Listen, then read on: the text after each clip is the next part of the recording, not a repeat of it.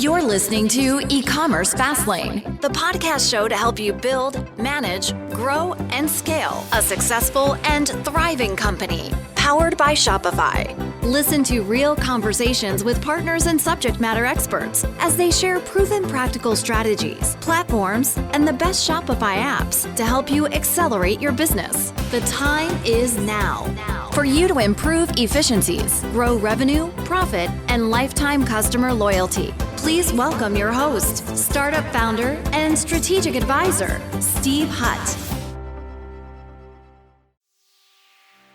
Well, hey there. Welcome back to E-commerce Fastlane. I am your host, Steve Hutt. Now, today we're talking about something that I believe keeps a lot of Shopify merchants up at night, and it's kind of figuring out the fulfillment as you start to scale your business. Now, honestly, I think with this peak season that is like fast approaching, and there's a lot going on right now with the tariff changes that are hitting most industries, and I'd argue that like now is the right time to try to figure out how to get things right. And I have the perfect guest today. I'm excited to welcome Casey Armstrong back to the show. This is actually his third time joining us, which I think is pretty rare because I guess we don't have that many guests on 3 times in a row. But Casey first came on the show. We just chatted about this a few minutes ago before recording now, but he came back on the show in July of 2019 for episode 52. And then I think ShipBob was really, at that point, was really trying to get its footing. And then had him back on the show in 2021 in August for 179. And now here we are, episode 425. And, you know, the fact that we keep bringing him back on the show, I think says a lot about the value that he brings our community and how much ShipBob has really grown, you know, in the Shopify ecosystem. So it's quite interesting. So I'd like to congratulate Casey also. You know, he's been with ShipBob now for like 6 years. I just read your LinkedIn profile a minute ago, but 7 years, I think, at ShipBob. And so I'm hoping today that we're going to learn a lot about what's happening with ShipBob today. Let's talk about some things that have changed as of August that we want to talk about. I think it's turned a lot of things upside down, and I think there's a lot of prep and things we want to kind of think about moving forward for a successful Q4 and then into Q1. So, hey, Casey, welcome again to E-commerce Fastlane. Yeah, Steve, really appreciate you having me back on again. Like you said, the third time, hopefully third time's a charm, and things continue to evolve in e-commerce and supply chain. So excited to dive into everything. Yeah, this is amazing. So 7 years at ShipBob, and I know that you've watched, and I've seen too, this crazy kind of 40x growth of the business. And it's insane, actually, when you think about it. Like for our listeners who are kind of hitting some scale right now, maybe they're hitting some walls around, maybe they're at a, you know, the $1 to kind of $5 million kind of range. I mean, you're not really meant, I don't believe, for the early stage people. That you should be shipping out of your own garage or local warehouse. But once you're upwards of $1 million to $5 million range, it seems like a really interesting sweet spot in revenue. So what are you seeing? Like, what are you telling brands today when they kind of outgrow their current kind of fulfillment setup? And then when should they actually seriously start considering to outsource to ShipBob?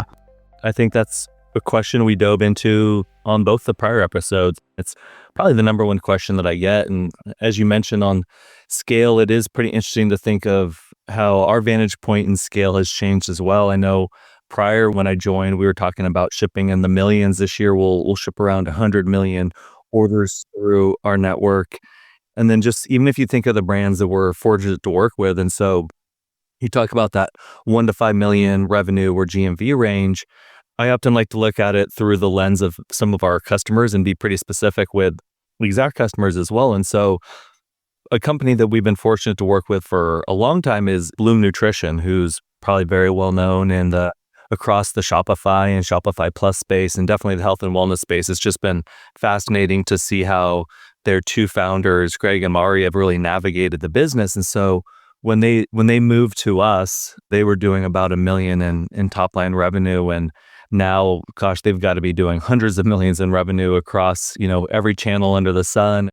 And so we cover some of the things that they were looking at when they decided to move. And I think brands are actually just so much more knowledgeable on fulfillment than they were, let's say, back in 2019, especially. And before that, COVID was a forcing mechanism to understand supply chain and fulfillment and fast scale. just Shopify enabling so many brands. There was so much competition. There was obviously a lot of the iOS changes between them and Meta, which caused a lot of brands to figure out the channel diversification, which then also drove them to look into offline and other channels, which adds a whole nother component of complexity in regards to fulfillment. And then, of course, there's the tariffs and de minimis changes that have been happening more or less for the last year, which have really pushed brands to understand their entire supply chain a lot more. But overall, I don't think my answer has changed much. That once you start seeing glimpses of fulfillment and shipping starting to become a blocker into stopping you from what you do best, most founders or their founding team, which is essentially where you're at when you're in the, call it $0 to $1 million GMV range, supply chain and shipping and fulfillment and logistics is usually not their superpower or their 10x capability. It's usually understanding the customer, marketing, distribution, and product development.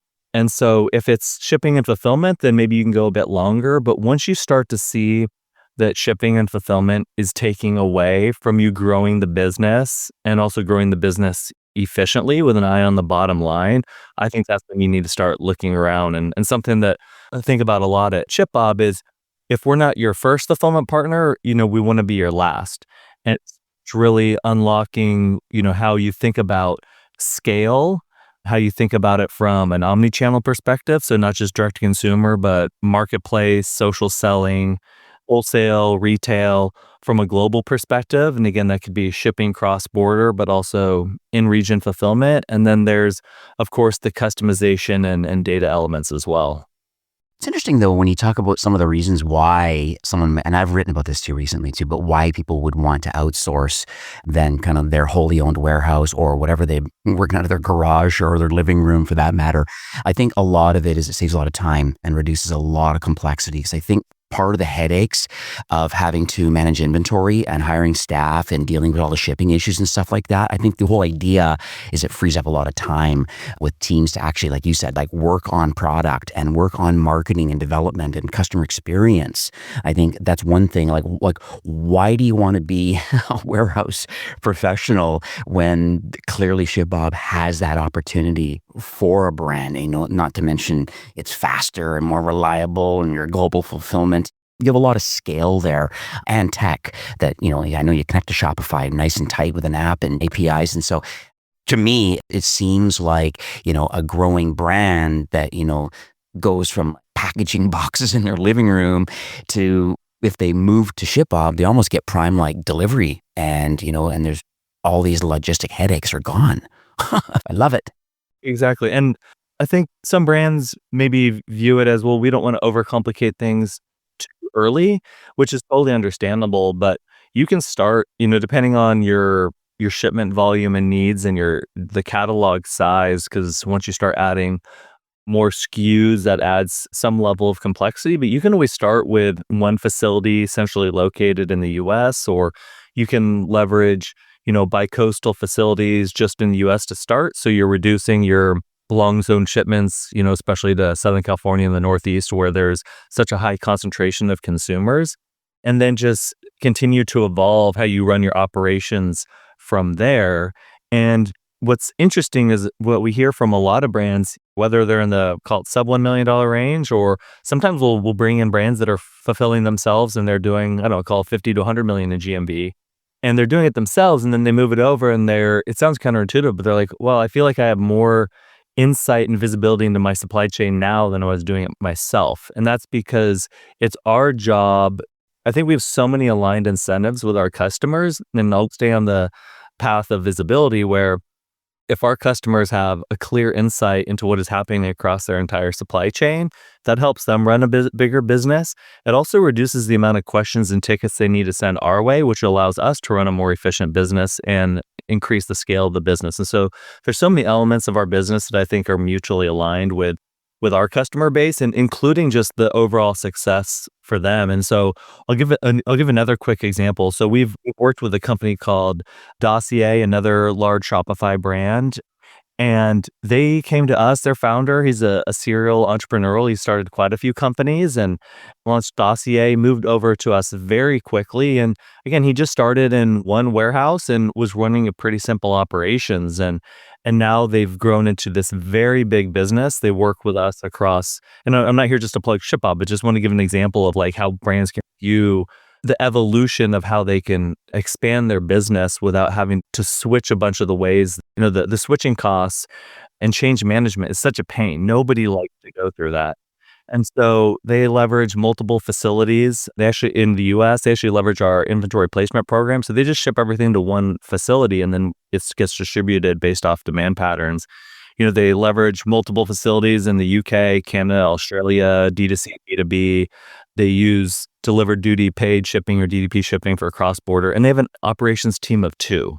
They ship nearly 1 million orders a year, and they have an operations team of 2. And so that's another thing that I think is important, which is, are you having to scale? I think you can look at it through this lens across multiple different business units, not just operations, but marketing and sales and the digital side of the business. But do you have to hire headcount linearly with revenue, or is there operational leverage?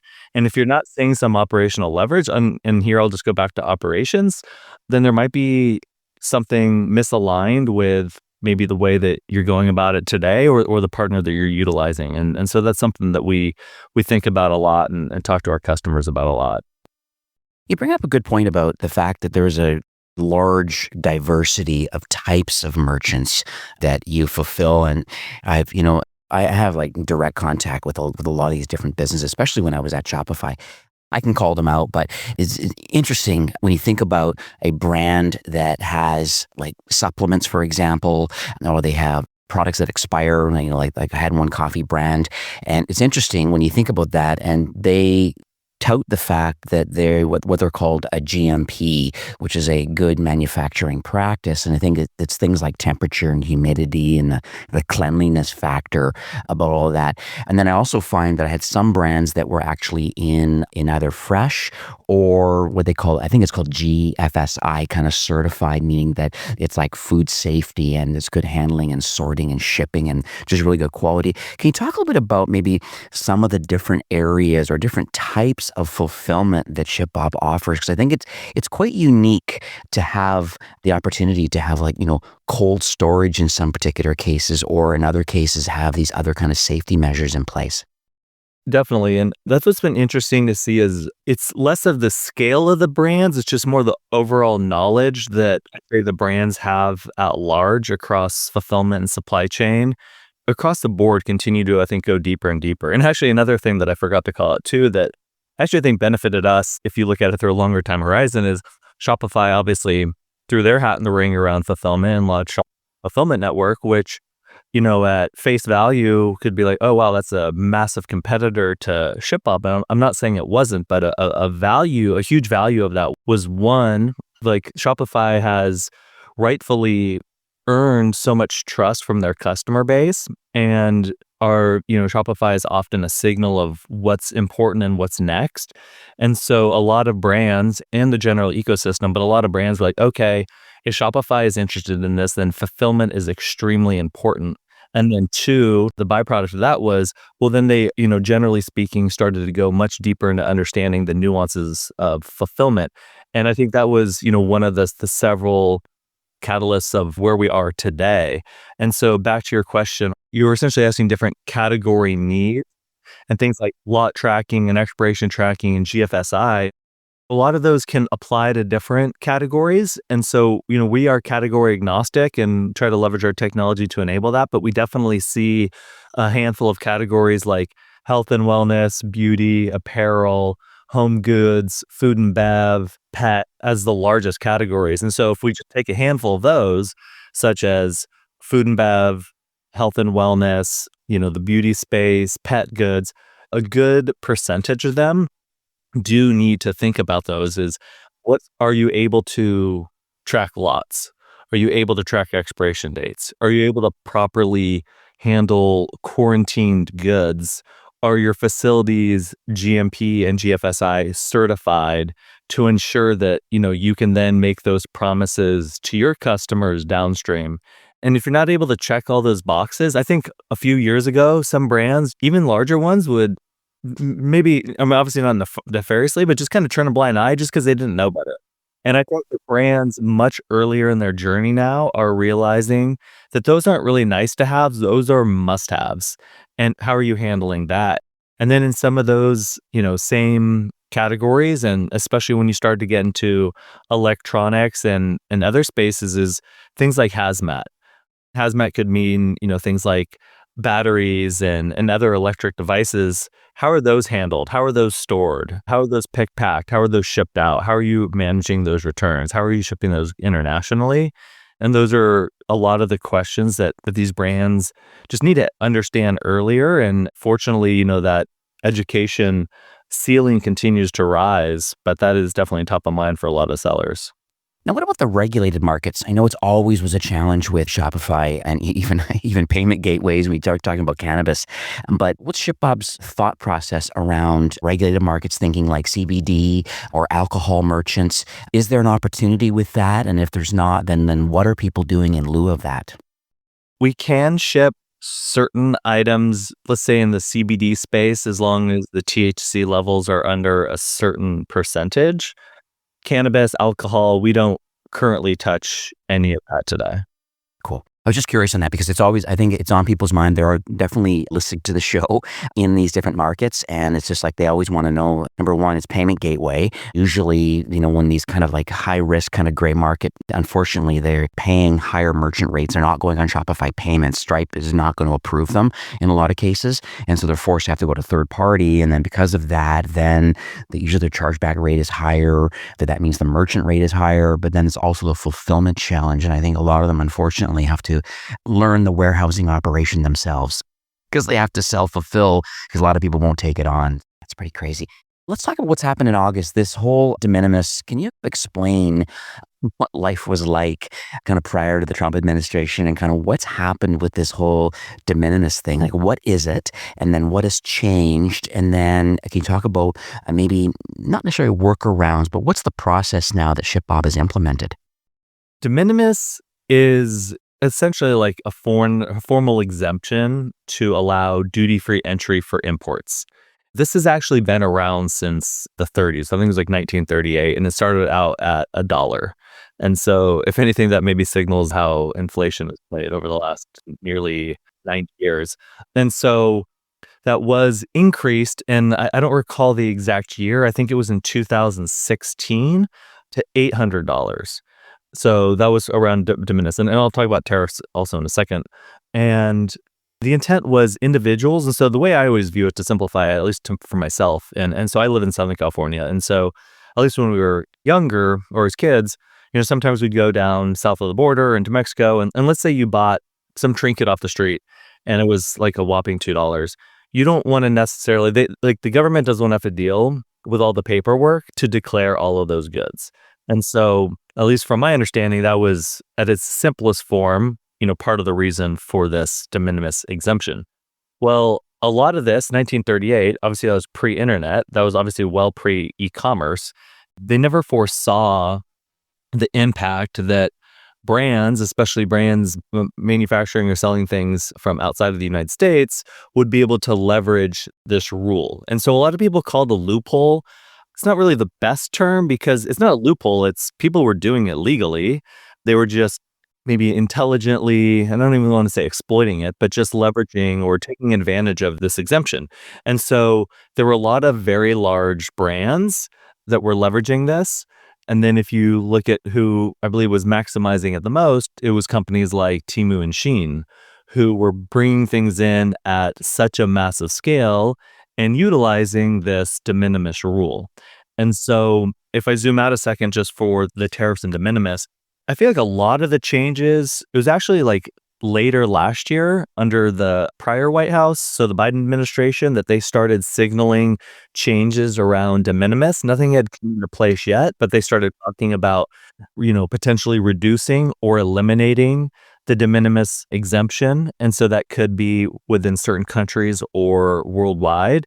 And then it was in December that actually under the Mexican government that they made some changes around MX that really impacted how textiles and primarily apparel goods would be tariffed or taxed coming from, I think, primarily China into Mexico and then into the United States. And so that's really got the ball rolling of a lot of brands trying to figure out, should they actually import into and ship and fulfill from Mexico and then into the US? And so we started seeing some really, really big brands raise their hand and come over to us at ShipBob. Then close to, I think it was the last week under the Biden administration, they actually put out a proposal to reduce or eliminate the de minimis exemption again. And just timing wise, or for whatever reason, that just didn't have time to bake. And then obviously, since Trump has taken over the White House, a lot of the tariff changes and de minimis have accelerated quite a bit. And so the first to go, which was earlier this year, was China and Hong Kong. And then in August, it officially ended worldwide. I also heard, and I know you have this thing called this foreign trade zones, and I think it's interesting how these warehouses now, and ShipBob included, they can import, I think, goods in bulk, but you can kind of delay the duty payments until final delivery, which I think is quite interesting from a cash flow perspective. So I definitely want to talk about this FTZ in a minute. Lately, my wife's made some purchases, and it's so interesting that goods that she used to get shipped direct from certain countries here into Canada. Which is interesting, though, is that there may be some interesting workarounds from a taxation perspective, where all of a sudden they're like, well, this particular country over here doesn't really have any tariffs associated to the import directly into Canada or directly into the US. What's the lay of the land, and how does ShipBob fit into this mix a bit? I know you have quite a few warehouse locations, but what are you hearing from brands right now about, should we do this foreign trade zone, kind of just pay the tariff or duties kind of as needed when the product ships, and there's some kind of a legal framework that you've put together? Or is there other opportunities of like, well, maybe we don't ship from that country direct anymore, or maybe we move our goods over to this country because they're tariff-free, or they're cross-border kind of friendlier?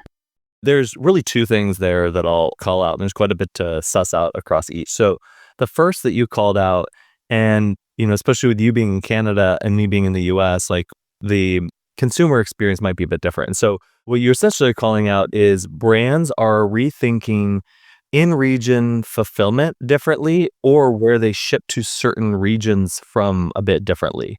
And so maybe in the past, they might import everything into the US, or maybe import everything into, let's say, Mexico, and utilize the de minimis and Section 321 program and then ship around the world. But now, because let's say between whatever country X and Canada, the duties and tariff agreement is different. I can't give an example with like China or India because I actually don't know what their arrangement is with Canada off the top of my head. But let's just say it's at zero. Well, maybe it's smarter to import into Canada and actually launch a Canadian fulfillment center. And depending on whatever the demand looks like from across Canada, and ship everything in region. And again, off the top of my head, I actually don't know what the UK and Canada arrangement is. And I think a lot of these are actually changing globally as we speak, but let's just say Canada and UK is at zero, just as an example. Maybe, you get a lot of demand in the UK and some demand in Canada, and then it makes more sense just to ship everything from, let's say, the UK to Canada versus prior you would do the US to Canada. So anyways, this is some of the math that a lot of these companies are doing and that we're supporting them with directly, and we have some amazing partners that can support with this as well. But the overall view is, okay, well, if I was doing everything from one region or two regions before, how should I think about expanding that? And again, we fortunately have facilities across the US, Canada, UK, EU, and Australia. And so that does open up a lot of possibilities. And then there's also the delivered duty paid, or DDP shipping, which allows these sellers to pay for the duties and taxes in advance. And then with foreign trade zone, or FTZ warehousing that you called out, because I think that's something extremely interesting, especially for brands in the apparel space, the beauty space, maybe the electronic space. That definitely opens up a lot of different opportunities. And so we actually launched our de minimis defense program once the executive order came out notifying that brands had 30 days or everybody had 30 days until the worldwide or rest of world end for de minimis. And as part of the de minimis defense program, we launched our foreign trade zone warehousing on both coasts of the US. And so the benefit of these foreign trade zone warehouses is it's kind of in the name where it's a foreign trade zone. You can essentially import products into the United States. There's nuances, of course, of like how you get it in there with like bonded trucking and everything, but you can get your products landed in the US. And if you ship things into, let's say, a non-FTZ facility, you owe the duties and taxes and everything on day zero. With FTZ, you owe them when they enter US commerce. And so what does that mean? So let's say there's two different options, and we essentially have our FTZ e-commerce solution and FTZ reserve solution. I'll try to make it as simple as possible. So with FTZ e-commerce, you can stow your goods into this FTZ warehouse, and then as orders come in, we will pick, pack, and ship those out, let's say to the end consumer or maybe to your retail partner, but let's just say to the end consumer. And you owe those duties and taxes. I think they collect weekly, so not like in real time. You owe those, again, when they enter US commerce, meaning when you ship that order. So the benefit, there's massive cash flow optimization opportunities there because you already made that sale. And so let's say John or Jane Doe order that good. Well, you collected whatever, the $60 or $100 for the good, and you owe whatever X dollars for the duties. Well, you've already collected that. And again, you can pay that at the end of the week. And there's also some other ways that you can apply to the government to get extended terms to push things out. So maybe you only pay monthly, and that can add an extra few days or a few weeks to, your cash flow optimization. And so it's a massive benefit there. And then another benefit is, let's say with our FTZ reserve space, which is primarily pallet in, pallet out. Let's say you do a good job of, or for however you're running your business, you order a lot of inventory well in advance, but then you want to distribute those goods across the United States to get the short zone cheaper shipping. And so you can stow everything into the FTZ reserve space.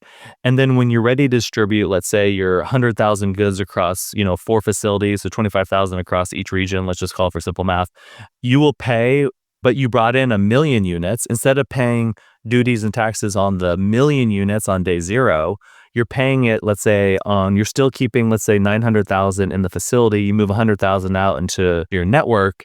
You're only paying on the units that then, again, move out of the FTZ warehouse. Again, you're really able to defer a lot of the duties and taxes. And then also, let's say you do utilize FTZ and then you ship to Steve in Canada, and let's say the duties are lower in that region or maybe zero.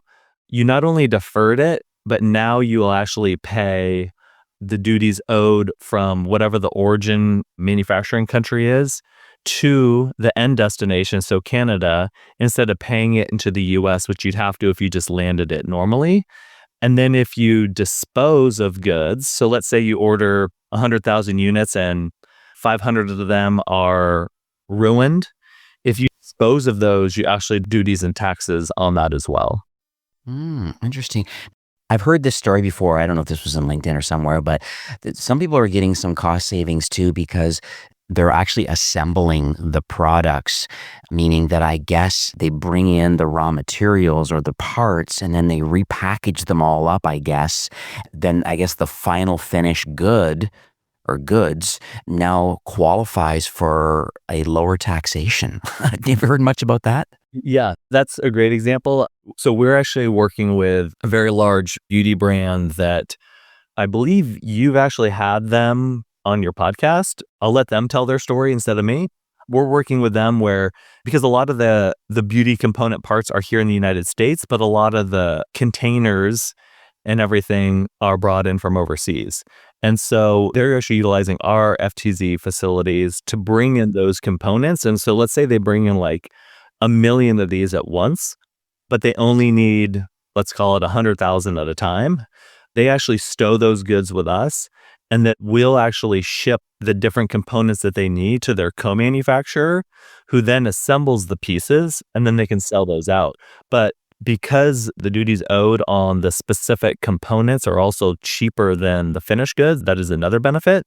But yeah, that way they can really defer the duties and taxes off of that. Because earlier this year, before they were able to navigate that, they got hit with a pretty large six-figure bill of something they'd never paid before. And again, they owed that on day zero, not just before they made any sales, but before they were able to even get things to their co-man and actually construct the goods. So definitely some huge benefits there as well.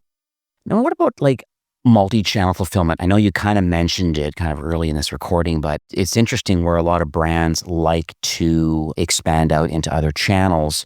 And, like TikTok shops, for example, is massive for Gen Z, even some Gen Alpha audiences or buyers. And they just like to buy from within app. And there's a lot of things going on right now, even with like Perplexity, Gemini, and just being able to buy from within. I know there's lots of relationships being built now with Shopify and all of these social media platforms. And then just think about like Macy's or Wayfair or there's always all these different kind of places where people are selling and can sell. What's ShipBob's thought around this and this kind of multi-channel fulfillment opportunity? We've been really fortunate to partner with just some of the most exciting channels out there. Obviously Shopify, that was the first partner that we really ever had. And a lot of the brands, which I'm sure you know deeply from your time at Shopify and talking to so many people in the ecosystem, these companies are often starting, it's like, okay, launch a Shopify store and figure out fulfillment and just, push ads on Instagram. And that's obviously just evolved immensely. And so with TikTok, again, TikTok shop is blown up, not just Gen Z and Gen Alpha, but everybody's buying on TikTok. It's pretty insane. We were fortunate to power TikTok fulfillment or fulfilled by TikTok for a very long time and still ship so many orders through TikTok shop through their fulfilled by merchant solution. And so again, that's still a very exciting channel. And Amazon's a huge partner of ours, from whether it's shipping through their marketplace or doing FBA prep. Another recent partner that we've been seeing brands have a lot of success on is Fair. So Fair Wholesale is a really exciting channel that I think a lot more brands should look at. And we have partnerships with Temu and Shein, which again, I mentioned them earlier for getting impacted quite a bit from the de minimis changes, but that's primarily for their 1P business. Their 3P business, or allowing these third-party sellers to sell in their marketplaces, is a huge opportunity.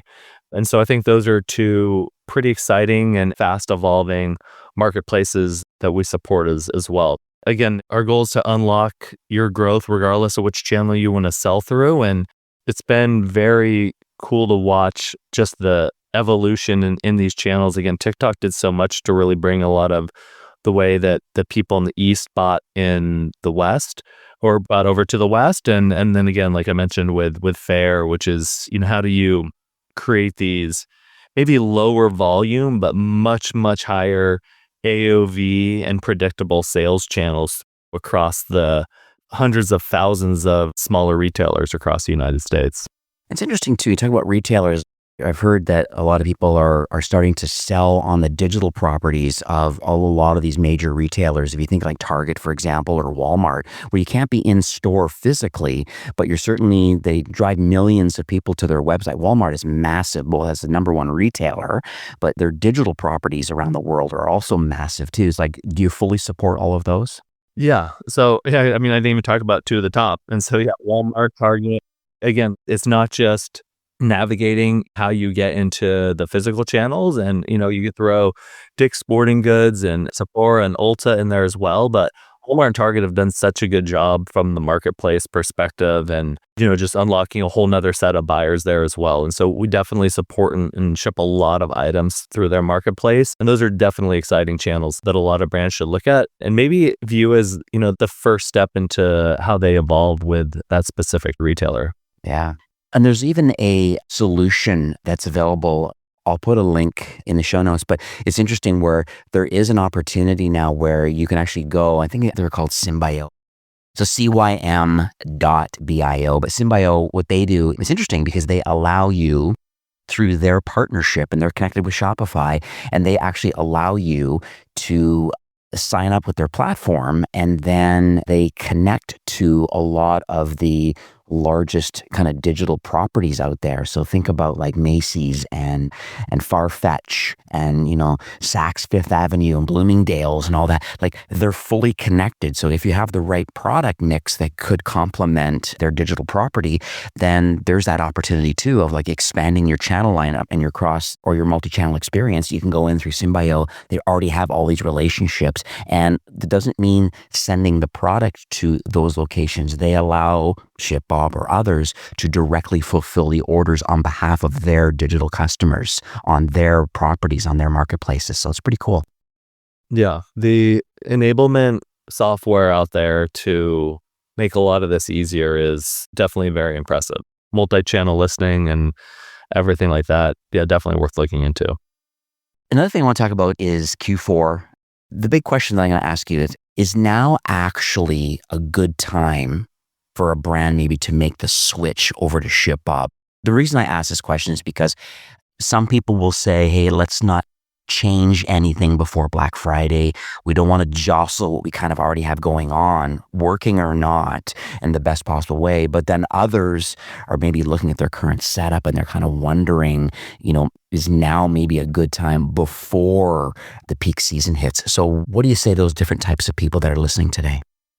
Overall, the bigger lead time you can get yourself, I think the better, and it will help you sleep a bit more at night. But of course, a little bit biased here, but if you have any doubt about the execution during Black Friday, Cyber Monday, I would start looking as soon as possible, and it's definitely not too late to make the switch. If you can get those performance improvements, ensure you're getting the throughput you needed during the most important time of year, and then also likely get some very significant cost savings as well, there's no better time than now. And we just helped move a massive apparel brand over to our FTZ solution. I think they moved over in like 10 days. They had a bunch of units on the water and stuff that they moved over from their prior fulfillment center to utilize FTZ. And so again, we're able to move pretty quickly. And every year during peak season, there are very large brands that move over. We have no blackout dates, so people can move over whenever.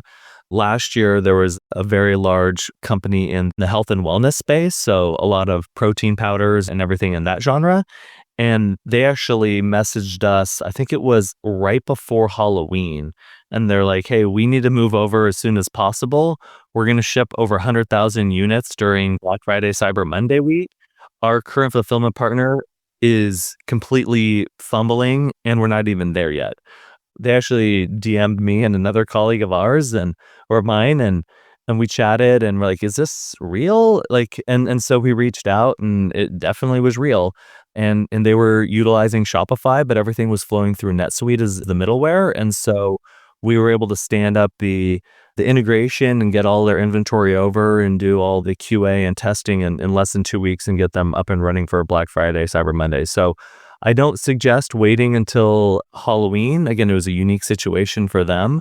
So the sooner the better, but we definitely can help, talk to brands of many different sizes to help them make sure that they don't drop the ball during Black Friday, Cyber Monday, and hopefully start to enjoy some of the financial benefits as well for hopefully more cost-effective and faster shipping too. Yeah, this is amazing. What are some of the next steps then? So for those that are listening right now, like I said, there's a couple different camps here. I think the whole idea of today's recording was I just wanted to get the lay of the land about like what's actually going on for Q4. I think this foreign trade zone is quite interesting. I think from a cash flow perspective, that's kind of a big takeaway I have for today. I love the fact that ShipBob has really doubled down both in their technology, but they're just kind of, allowing the businesses now to actually focus on what they're really good at, which is product and marketing and customer experience and these sorts of things. And you can trust ShipBob based on, and I look at it this way. When I was inside Shopify, I would do app audits and then I would do kind of operational audits. And then I would say, okay, what's working or not working from a fulfillment perspective and the post-purchase experience and stuff like that. And a lot of times it would come up, and they have all these different excuses. And the thing was that a lot of brands have vetted some of your peers in the space, either their own warehouse or other 3PLs. But at the end of the day, you've got a lion's share of the business has made the decision to move to ShipBob, I think, over the years. And I think because of that, it's just like, I'm not saying don't do your due diligence, but it's interesting that a lot of big bad brands in the space that we all know and love love have made the ShipBob move.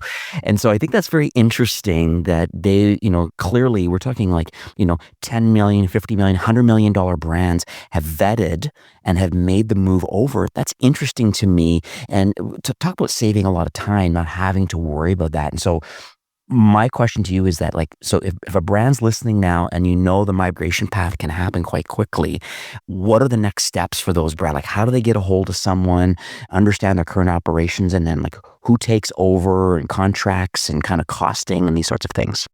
Honestly, you can just come to ShipBob.com and reach out. You can always name drop Steve Hutt. And again, sometimes those will get flagged and you'll probably come directly to me. You're spot on. Regardless of who's touting which solutions, you do need to do your due diligence. And we're also happy to include that when we're having these conversations with these brands, because there are some times when maybe we're not the right fit. A lot of times we are the right fit, but there's a lot we can help consult with even before, a brand decides to move over. So are you optimizing your packaging right? Are you fulfilling on time? What are the fulfillment SLAs and what is the performance level there? What is the average transit speed and zone optimization? Are you distributing your inventory properly and shipping in region at the percentage that you should? So, have you optimized your network? And so there's a lot that goes into that. Every single time somebody comes in and is interested in exploring more about ShipBob, we do what we call a time and transit analysis. And we'll look at what is the current zone mix and shipping speed and shipping costs with how you're currently going about your operations. And then we'll present you with a handful of options of what that could look like under ShipBob as well. What does that look like with one facility, two facility, let's say 5 facilities? What is the right path for you? Because again, it's going to be, if you're a massive apparel brand with 25,000 SKUs and they're seasonal, so they're always turning over, your ideal network looks very different than a beauty brand that's shipping, 200,000 orders a month and has 50 SKUs. And so again, everything needs to be tailored specifically for your company. And so, I think it's reaching out, it's sharing what's going well, what's not going well. What does your ideal setup look like? And, we're here to consult and tell you what we've seen from others. Yeah, and also just one kind of parting note too that I thought about too, which I think is interesting, is your kind of custom branded kind of unboxing opportunities. I think, we talk about creating this experience, and I think brands want this experience of having like inserts or gift notes and kind of whatever. I think, building these kind of memorable unboxing experiences, I think it builds a lot of loyalty. I think it's interesting you always have a great partnership with Arca, and Arca is a company that has like custom branded boxes. I know they think about the number of orders and they know what's sitting in a ShipBob warehouse, and they know they can auto fulfill and create new boxes on behalf of the merchant and have them shipped directly to ShipBob. And so there's some great tech and there's some really great partners. And I think there's great ways of having this unforgettable, amazing customer experience. And I think there's quite a few tech partners, Arca, one of them, ShipBob, clearly you guys have done a great thing too. So I think nail on the head, plus your Shopify app too that connects. And I know it integrates a lot of great things like Klaviyo and Gorgeous and all that kind of stuff. So once again, awesome having you on the show. Thank you for your third recording. We should likely make this like an annual event now, I think, because it sounds like there's a lot of things going on technically. Even though some things are the same, I think technically there's some really great things that continue to iterate with the platform and kind of how you're interacting with merchants and customers. So kudos to you and thanks again for recording today. Yeah, Steve, thanks a lot. We can definitely make this annual, and huge congrats to you. You've built one of the most impressive podcasts in the e-commerce space. So it's something I always look forward to listening to and joining you. So really appreciate it. Oh, lovely. Well, thank you so much and have yourself a great afternoon. Yeah, thanks. You too. Well, that's it for today's episode. I'd like to thank you personally for being a loyal listener of E-commerce Fastlane. It's my hope that this podcast is offering you a ton of value through growth strategies, tactics, and exclusive insider tips on the best Shopify apps and marketing platforms, all with my personal goal to help you build, manage, grow, and scale a successful and thriving company powered by Shopify. Thanks for investing some time today and listening to the show. I'm so proud and excited that you have a growth mindset and are a constant learner. I truly appreciate you and your entrepreneurial journey. Enjoy the rest of the week and keep thriving with Shopify.